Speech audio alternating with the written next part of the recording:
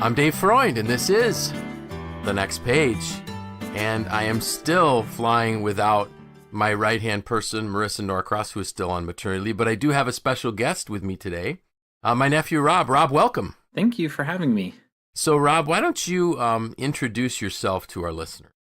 Sure. So aside from being your nephew, I'm a mental health counselor and once full-time, now part-time college instructor for mental health counseling. So I was living up in central New York this past year, moved back to South Florida this past summer, and now I'm working at a substance abuse treatment center part-time, teaching part-time, and also doing some private practice work.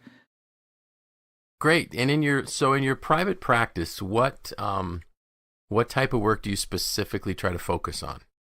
Well, I actually do a lot of work around with individuals and couples and families. Working with couples is definitely a passion of mine. So I do a lot of work with people who are working on strengthening their relationships or who are struggling with decisions over, do we stay together? Do we break up? I do some work with co-parenting issues, things like that.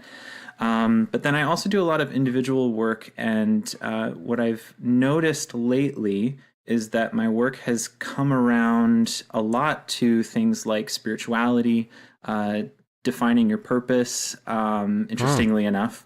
Yeah, you got to practice on me. Yeah, I don't know if maybe that tipped a scale somehow or something, but a lot of sort of getting in touch and connecting with who you are and how that translates into a sense of meaningful, purpose-driven life. So I do a lot of work with people that connects to those issues, whether that's with depression, anxiety, relationship issues, other mental health concerns, and things like that. But we do a lot of values-based work. Yeah. Great. Oh, that's awesome. And so, folks probably first had me reference you back in June when you helped me find my why. Mm-hmm. And one of the things I remember, because you and I, even though you're my nephew, we lived like thousands and thousands of miles apart for most of your life. And then all of a sudden you were planted in Syracuse for almost a year. Yeah, it was pretty awesome. And one of the things that I even said to your dad once, I said, wow, Rob really helped me figure out who I was in terms of, for years I thought I just had all of these neurotic tendencies and I was pretty messed up mentally.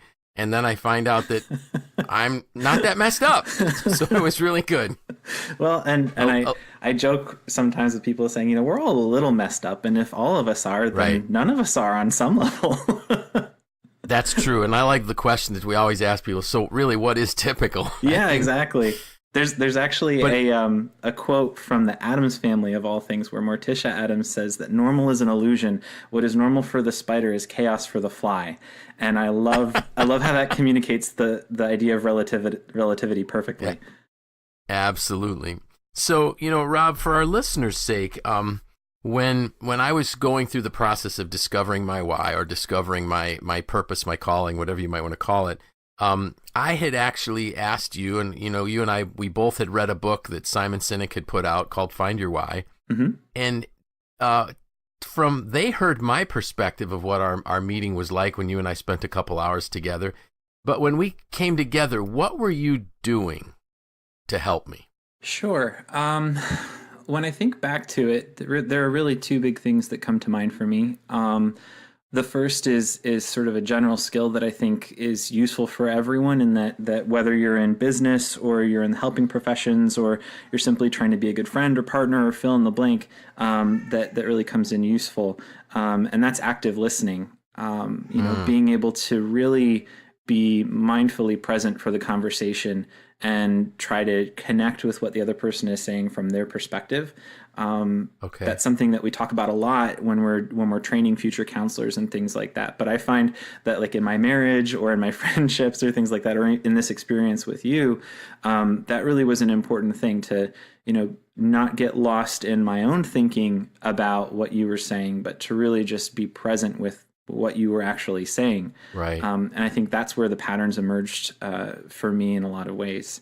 The second part of it that really stood out to me is another thing that I use a lot in my counseling work, which is reframing. And that's essentially, you mentioned about your neuroses and feeling like you have all these baggage issues and things like that. But reframing is basically taking someone's perspective and then offering them literally a different emotional or mental frame around that. So every weakness can be a strength and vice versa. And so it's looking at, well, here's another way of looking at the situation that maybe helps it to become more useful to you. And so I found myself doing that a lot. I think we all fall into these patterns of self-judgment, and our perspective sometimes limits our ability to see things from multiple angles. So really doing this with another person provides a great opportunity to have someone say, well, if you look at it from this angle, maybe it's not damage, maybe it's not neuroses, maybe it's not a weakness, maybe this is actually something that contributes to a beautiful part of who you are. So I would say those are the two big things. Thank you. And one of the things that really struck me was there were things that I and this is something that I had shared with you even before we were doing my Find Your Why session there. But, where I talked about the fact that, when I was young, I used to do things like have my slippers angled toward the door in case there was a fire type of thing. And when someone that was a somewhat friend of the family, but somebody I didn't know really well, wanted to take me out to dinner, and I was, I think, maybe 11, I put my address in my shoes because I had heard about a lot of kids getting abducted. And I remember saying, wow, that I must have been really like warped or weird or something. And you viewed it as, and I think you worded it this way. You said you viewed the world as a dangerous and chaotic place, but that's something you could prepare for. Mm-hmm.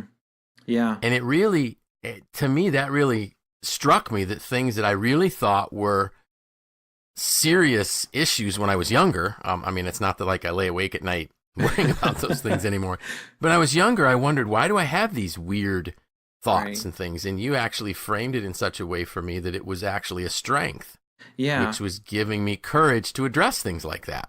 Yeah. And I think, where things like that start to feel like a shortcoming or a limitation are really oriented around the distress that it caused you to feel like you had to prepare in that way. As a kid, all you knew was the anxiety that prompted you to put your phone number or your address in your shoes. But looking back on that, it's okay, well, anxiety can actually be a hugely productive thing, especially when you have a strong sense of self-efficacy, which you do have. So the anxiety is, rather than being something that paralyzes you or causes you to run away, it causes you to gear up instead. Right. And you tackle things head on. And that, like I said, I think that's a strength to you.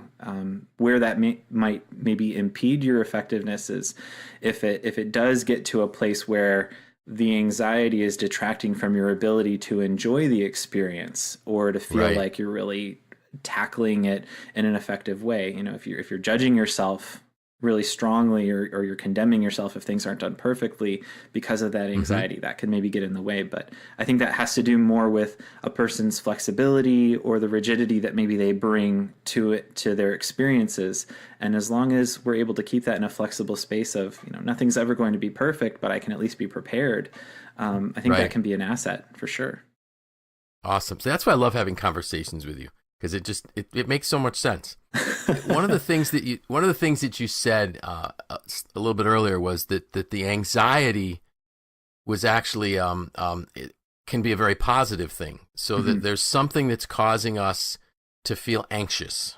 Yeah. And if we can take that anxiety, that anxiousness, and verbalize it to someone, they might be able to help us understand how that could be reframed into a very positive thing. Oh, absolutely. So, there's something that is so incredibly healing about the power of empathetic connection when we're in strong emotions like that. To be able to take that anxiety and bring that to someone and say, I'm really struggling right now, and they don't try to fix it. They don't try to invalidate your experience. They just try to understand where you're coming from and then really connect with you in that place. That's where so many creative solutions are found. Yeah, absolutely. So the blog post and I did send you the draft version that I had on my laptop here, just to let you know what's coming, what came out this morning, as at the same time that our podcast did. What the title is, "You Can't Go It Alone," and I use an example in my blog post of we have a very long driveway, and you got to experience my driveway over last year when you would come over Sunday night for dinner. Yeah, and I experienced having to get some help with that driveway too. Yeah, well, actually, one winter, and this was when I think you and your family might have been living in Puerto Rico at the time, but AAA had to come to my driveway twice in the same day to get different people out of the ditch, so to speak. But what came to mind was when I had a Ford Expedition, extra long, the EL version, and I was backing down my driveway, and I start to go off into the grass. Oh, this is no problem. I have a 4-wheel drive. I'll just horse it right through. Well, all I did was horse myself farther into the snowdrift. And there I'm standing in the frigid cold temperatures wondering, what do I do next? And our neighbor, Eric, pulls out of his driveway, and he just gets to the end of my driveway and rolls down his window and says, "Do you need some help?" Yep. And I even had a tow strap in the back of my truck, and he was able to pull me back out of the ditch. So none of us can really go it alone. Yeah. And we need people in our lives. And I think there's actually a really great anxiety-related factoid that connects well with your story. And that's the idea of the YatesDodson anxiety curve or stress curve. Okay. Basically, it's if you ever have seen like a bell graph or a bell chart where it's sort of an upside down U shape. Yes. And what this graph represents is basically the relationship between anxiety and performance, or stress and performance. Okay. And so if you think of it as performance being on the y-axis, the up and down axis, and stress being on the x-axis, the one that's horizontal, when anxiety is really, really low, we tend to perform low. When I teach this to students, I talk about how if I'm not feeling stressed out about this big exam coming up, I'm not really going to do a whole lot of preparation for it because I feel like I've got it, But as the stress starts to increase, maybe time goes by, I get closer to the exam, my stress starts to go up, and so I start to feel the urge to actually prepare and to perform. And so just like there's that upside down U, every person has a peak level of stress that they need in their lives to be able to perform at their maximum. And when stress goes beyond that point, so let's say my ideal stress level is a 6, but as I get closer to a 7, 8, 9, all of a sudden I start riding that bell curve down, and my performance actually starts to decrease to where if I'm at a 10 in terms of stress level, I'm performing as if I didn't care at all in terms of my ability. And in your story, I was reminded of that because you're cautiously going down the driveway and whatnot, but in that moment you think, well, I've got it. I've got to get out of this driveway. I can do this by myself. There's this sense of kind of the performance careening off to the side. You end up in the ditch. And I think that when the stress levels are high, or when we're struggling with something, getting someone to help us, to connect with us, is a great way of bringing that pressure back down to a manageable level so that we can get out of the ditches and things like that. That's awesome. I love that, because I never thought about the reality that the stress is really what's helping bring out our peak performance. But when you push it beyond the peak, you literally get to like you don't care. That's terrific. So let's begin to unpack that. So is there a way for me as an individual to know when my stress is getting to the point where I need to talk about it? Yes, absolutely. And I think this is where getting other people to help you out is such a useful thing too, because especially if you're in a position of leadership or you're in a position of management, it's always really useful to have a few people that you trust and that you can really rely on for honest feedback. This actually comes from a few different people, but most recently, in terms of what I've gotten it from, is Brene Brown and her work on leadership and her work on vulnerability. But she says, make sure that there's someone who can give you honest feedback, and ask people, how do I become? What do I become like when I am not functioning at my best, and when I'm getting stressed out, or I'm making poor decisions and things like that?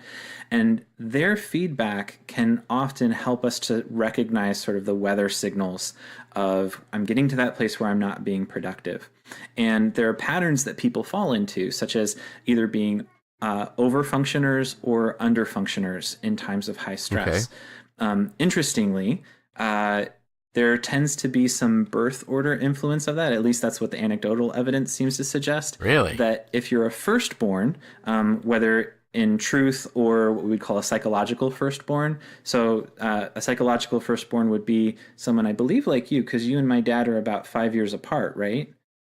Yeah, and I'm actually the youngest. So. Okay, so even though you are chronologically the youngest, because there's that huge age gap between you and my dad of 5 years, intellectually and psychologically, you tend to function more as we would expect a firstborn. So what that would suggest is that when you're really, really stressed out, you're probably going to go into overfunctioning mode. Okay. And when we get into overfunctioning mode, that's where we find that we're sort of burning the candle at both ends. Rather than delegating, we're taking on more responsibilities. We have a hard time trusting other people to be able to handle tasks that we feel like we should be able to do because we know how it needs to turn out. And so we sort of burn out on our overfunctioning. And if we fall more into the younger born camp, which is myself, because I'm the youngest of four, and there's only 3 years between me and my older sister, even though I'm the firstborn son, so that creates a weird mixture for me. So sometimes when my stress level is a little bit on the lower high end, I overfunction. Yep. But if it really pushes into the higher ends of stress, I start underfunctioning and I become paralyzed. And it starts looking like I don't care.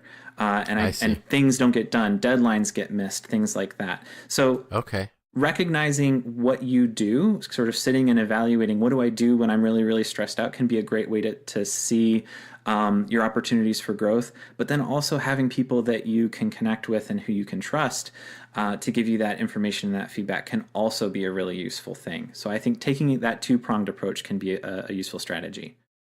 Well, that's awesome. And, as you were talking about that, I started thinking about a couple year span at SelfLock, when I was running that company, and things were very difficult, and we had to move, and there were cost overruns with the move. And the more stressed I got, the more hours I worked. Yeah. The more time I put into it, and if I wasn't at work, I was thinking about work, and literally, becoming paralyzed to think objectively because I was in a constant state of exhaustion trying to work through the problem.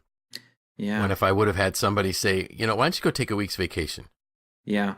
And let's talk about this when you get back. And I just, yeah. And I remember one day specifically my family being on vacation out at Otisco Lake and driving from work to the lake. Family's there. I got out of my car. I looked at my email. I got back in my car, went right back to work. Because I thought they can't handle this without me. Yeah. When, they could have handled it without me. But so that was that other thing about thinking that, they wouldn't do it as well as I did. So that's really telling. See, you should have been here like 6 years ago. You could have saved me. I'd probably still have a head of hair if you would have been here then. I wouldn't have lost it all. Well, I would have been of very little use to you, though, because I don't know if I just started my master's program 6 years ago, so I would have been useless to you at that point, probably. All right. Okay. Well, so I'll forgive you for that.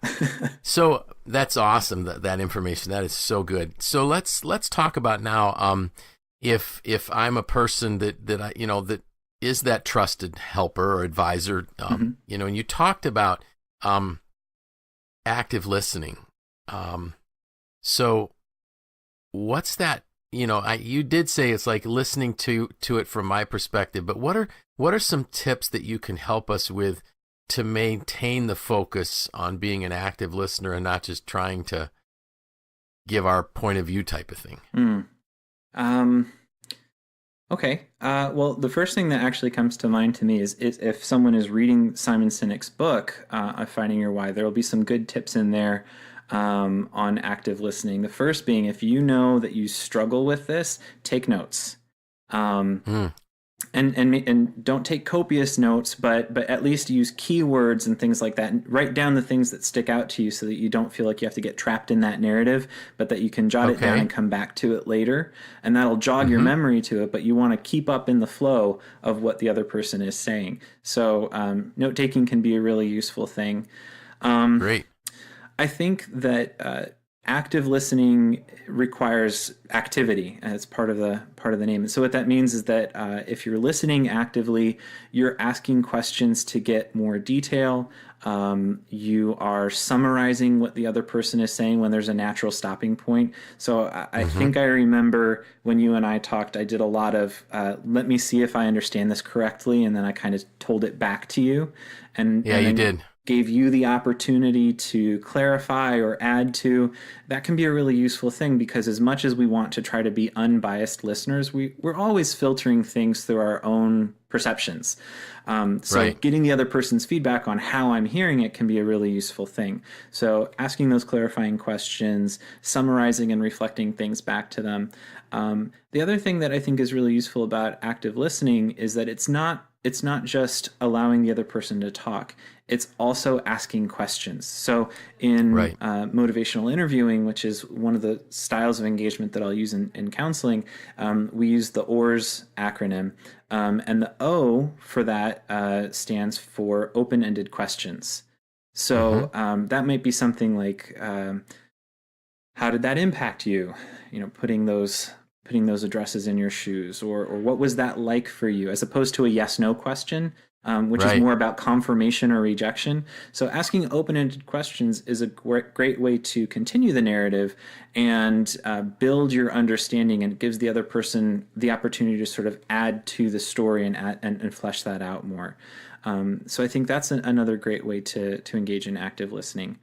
And the last thing that immediately comes to mind for me, I think, is maybe one of the more difficult things, and that is cultivating a sense of internal stillness while you're listening to the other person. Okay. Explain that. I think I know what you mean, but explain it. So when I am at my least effective in my clinical work or my relationships and things like that, it's when as the other person is talking, I'm already formulating a response, or I'm getting caught up in my own emotional reaction to what that person is saying. And people say things that trigger a lot of different things in us, whether that's great ideas or Sure. memories or feelings, things like that. And when we're engaging in active listening, it's important to remember that in this moment, the conversation may be about the two of us, but in this moment, my listening to you is about you. And so I have to be able to, I call it mindfulness, cultivate a mindful attitude where I'm aware when my mind is starting to wander. I'm aware when I'm getting caught up in emotions or things like that. And because of that awareness, I'm saying, all right, I'm aware that this is happening. I'm going to set that aside and redirect my attention to the other Great. person.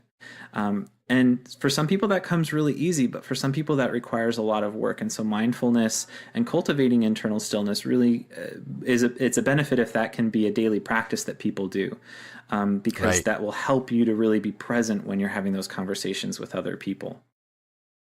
That's terrific. And I noticed that in two coaching sessions that I had just today, where I had to battle that. For whatever reason, today I was battling that really hard. And it was just multiple times I was inserting my own thoughts and my ideas into the conversation. It's like, okay, relax. Don't even think that thought right now. Get back to what they're saying. But yeah. I love that you said relax too, because it really is this idea of sort of relaxing our grip on our own thoughts, on our own experience, so that we can sort of gently come back to the other person or the other aspects of our experience that are important to us. Yeah. Right. That this has been great, Rob. I really appreciate it. And so when if we are that person that is the helpful colleague type of thing, it's not about us, it's about them. And the worst thing we can do is go in there and solve their problem. Yeah. And I don't want people to come away with the idea that like you don't matter in that process. Right. Yes. But it's rather that we're creating space for the other person's experience, and we don't want to crowd that out or impose ourselves on that. Yeah. Thank you. And so oftentimes, what I find in my coaching, and correct me if I'm wrong, but when I'm sitting there listening to this person, oftentimes they have the solution. They haven't discovered it yet. Yeah. And by asking those open-ended questions, or I had some. I actually was on a training call today, and I heard someone say, "Don't ask them what you're feeling, ask them how it feels." Mm-hmm. I don't know, and I just thought that really struck me too. Yeah, and there's so much. Sorry, I didn't mean to interrupt you. No, please do. There's so much in the different kinds of counseling that speak to that. From Carl Rogers, was the founder of humanistic Rogerian therapy, and so his philosophy was exactly that people inherently have the strategies inside of them that are going to help them to be successful. And so by extending our compassion and our non-judgment towards them, we create a space where they're allowed to discover that. Alfred Adler suggested that every negative symptom or unhelpful problem is actually an attempted solution, and so it's about helping people to take those things that are seen as problematic, and helping them to view it from a different perspective, so that it can become a strength or an active problem solving process. And then there's Insoo Kim Berg and others who did solution focused therapy that basically said that if there's a time in your life when that problem didn't happen, where there's an exception to that rule of failure or whatnot, there's already the recipe for success in that. And so much of any kind of helping engagement, coaching, counseling, otherwise, I honestly do believe is about helping people to uncover that natural healing process within themselves and the resources that they bring to the table. Yeah. That's great. So this has been awesome, Rob. I really appreciate your time. I know you've got a young family, a wife and a daughter waiting for you. But this has been huge. And for me, just, there were so many takeaways here that it's going to take me a while to process them. But I really appreciate it.